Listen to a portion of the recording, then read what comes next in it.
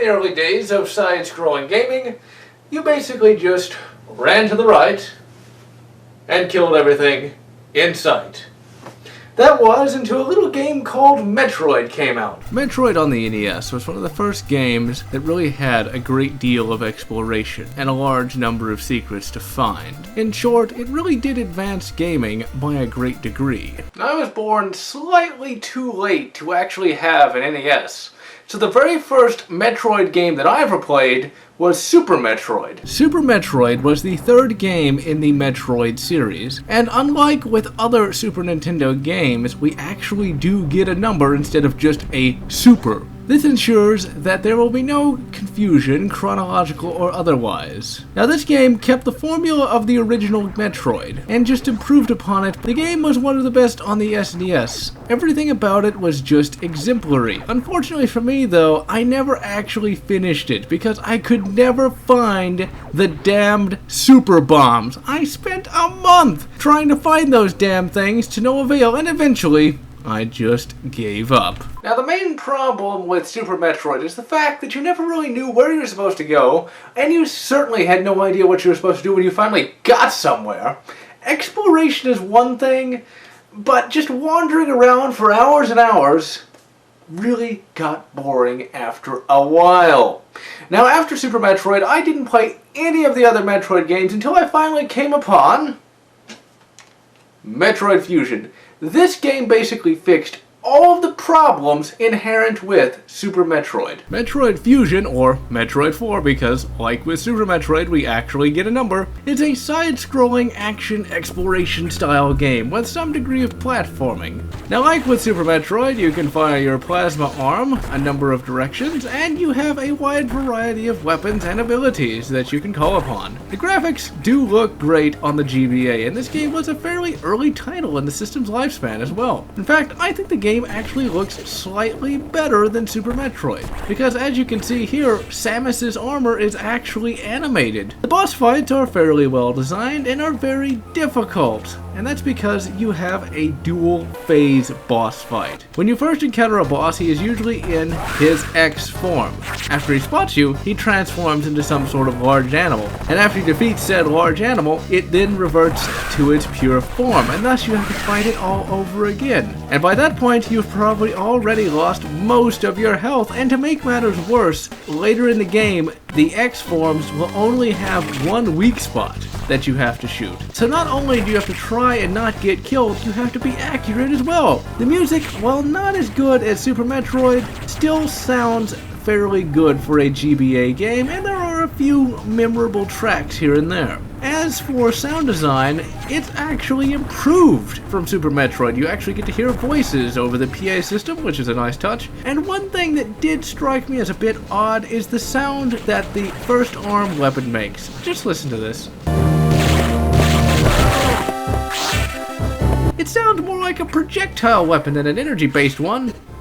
What? I have to have something to complain about. Now the biggest problem with the Metroid series is also its most perceived strength, and that of course is exploration. The concept of where you have to wander around for several hours just to find the one door that leads somewhere. Now this of course might seem good, but here's the problem. With me, I wander around for an hour, can't find anything, and then I finally say forget it, I shut off the game, and I never play it again. When one plays a game, the game should flow. Sure, it needs to have a challenge, but it does not need to get entirely aggravating, because playing a game is supposed to relax you and get you into a more mellow state of mind. It should not cause anger great enough to cause you to want to fling the game into a wall. With a bad game, it doesn't really matter all that much because you know it's a poorly designed game, but with a good game like Super Metroid, not being able to progress has a greater impact. You want to keep playing, but the game isn't letting you. Thankfully, they finally got it right with Metroid Fusion. Now, you know where you're supposed to go, and even better, you know what you're supposed to do when you finally get there. Scattered throughout the game are navigation rooms. Usually before you can progress, you have to enter one of these and get updated map data and orders. Unlike in other Metroids, you don't have to be a bloody cartographer to understand the map, and usually you can find your way from point A to point B. Still, there are some points that do get annoying. In video games, you have a very limited area of movement. You can't just squeeze by something. If there is any little thing blocking your way, well, odds are you're gonna have to spend 10 minutes finding a different door just because crawling under something or turning sideways is not gonna be something you can do. I think this path is blocked. You know, I could always jump over it, but if I do, I'll hit my head on that. So, you know, I could always, step over it. You know, I'd rather jump. I can't make it. You've got these employable stairs that if I do jump, I can reach. So now all I gotta do is go up those stairs, all the way across to the other side of the house, and then I can open the door! Astounding! For the most part, though, you're always going to be able to find where you're supposed to go fairly quickly. Only 3 times during my first playthrough did I get really stumped. Unlike with the other earlier Metroids, there is a significant storyline. You start out getting attacked by the X-Parasite that is easily able to counter Samus's super ultra mega power armor. After that, she crashes her ship for some reason. I guess Vista strikes again. Really though, she should have known to switch to Windows 7 by now. After that, she gets cured of the X-infection, and as is a staple in this series, she loses all of her weapons. Now, I never really got this part of all the Metroid games. Why does Samus always have to lose all of her weapons? Hell, in Super Metroid, it made even less sense than normal because she was at full power at that point, but she lacked everything, including her morph ball. In fact, Metroid 2 made the most sense when it came to Samus's suit, as in this game, she does actually start off with the morph ball. She is supposed to be like Boba Fett in this universe. She is supposed to be the greatest bounty hunter alive, and yet she doesn't have a backup set of armor. So what we get from this is, she is either really frugal or really stupid.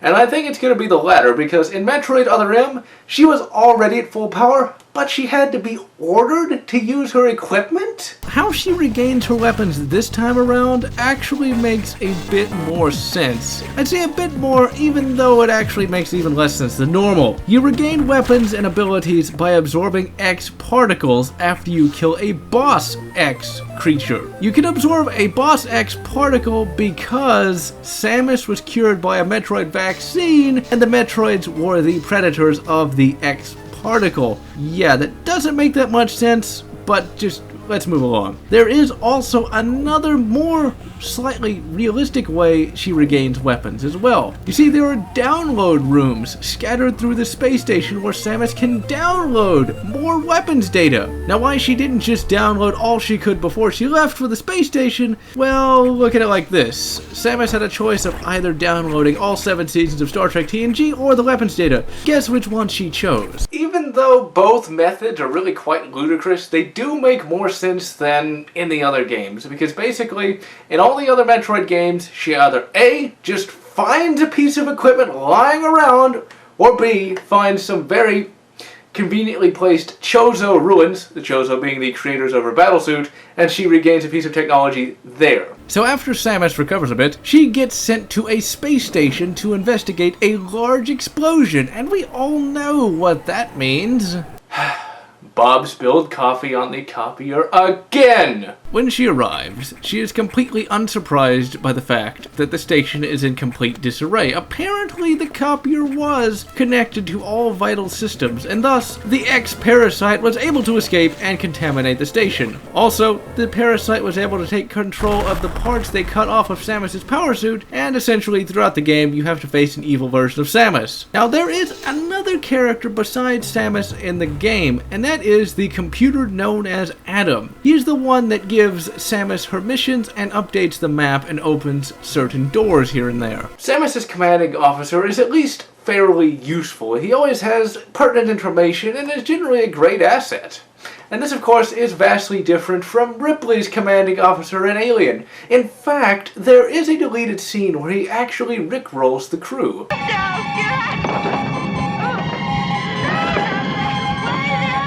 Never gonna give you up, never gonna let you down, never gonna run around and desert you.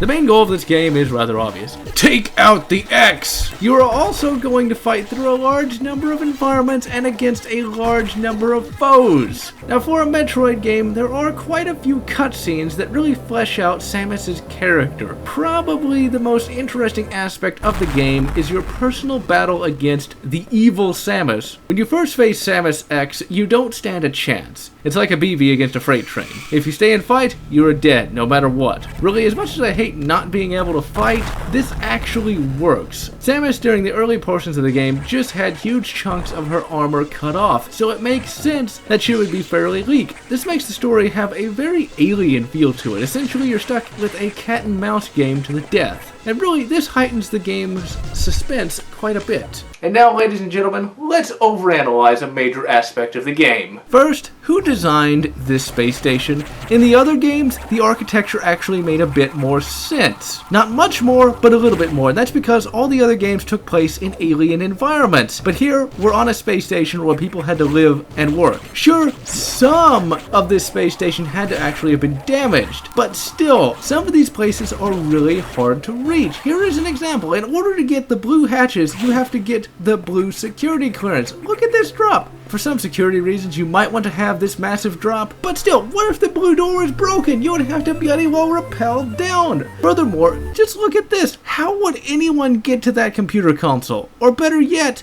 get anywhere in the station at all? Duh, moving along. The game is really quite long, and there are just so many different levels and so many different locations. And you have to remember, this game is on the GBA, a portable system. This game has a lot more content than most console games. Now, when you finally beat the game, you can unlock the first Metroid, which is actually nice, because essentially you get 2 games in one. Now, since this is just one game in the fairly large Metroid series of games, there are of course games that came out after Metroid Fusion, but there's one in particular I want to complain about for a moment. Metroid Prime on the GameCube is considered one of the best in the series, and also one of the greatest games of all time. For me, it's pretty bloody annoying. There were so many times where I just had to shut the bloody thing off. Wandering around aimlessly for 20 minutes just does not strike me as fun. There is at least one aspect that makes this game somewhat tolerable. The map at least gives you some idea of where you're supposed to go, but actually getting there is another thing entirely. This, of course, is another game that I have yet to complete simply because I do not feel like wandering around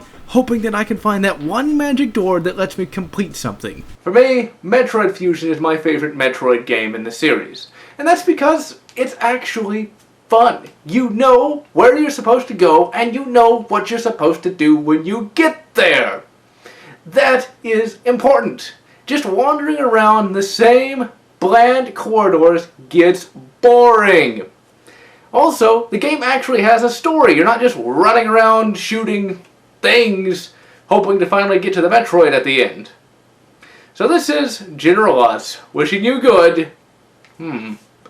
What could be comparable to Metroid? Castlevania Symphony of the Night? Even though I never played it. How about something totally random? Crisis Warhead! Or whatever makes you happy.